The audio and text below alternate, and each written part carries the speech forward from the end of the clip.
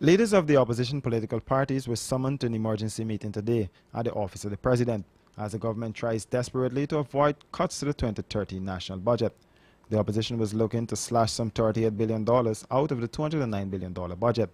The opposition parties have made it clear that their intention is to cut extravagant spending and have proper accountability.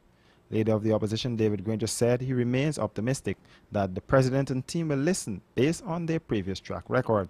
Granger, however, said he remains cautious.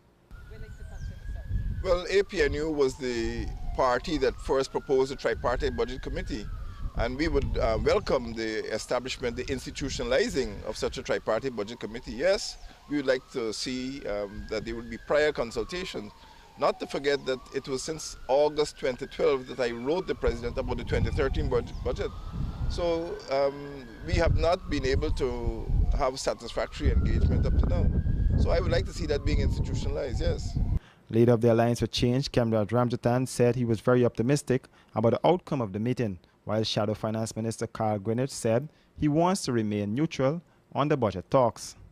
Not very optimistic. I'm completely neutral on this matter. I wait to see what comes out as we enter, but I'm not terribly optimistic.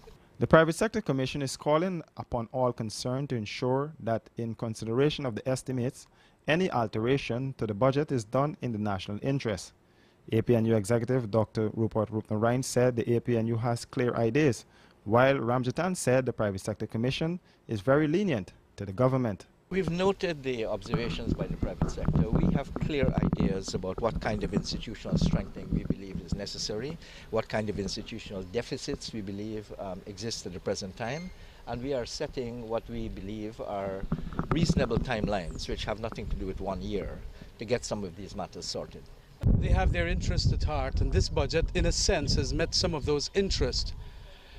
But in relation to the matters that we are talking about, all the revenues coming into the consolidated fund, good governance issues like the radio licenses and so on, and of course, not bypassing the National Assembly when it comes to spending monies, like what they have done through the NISIL to make the Marriott, are things that are hugely wrong and which we have to correct as quickly as possible. And we have been saying this for years now.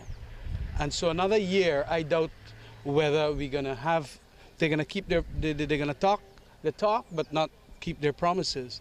The PSC urged the opposition to come up with an alternative plan if they chop the budget. Reporting for Capital News, Royston Drakes.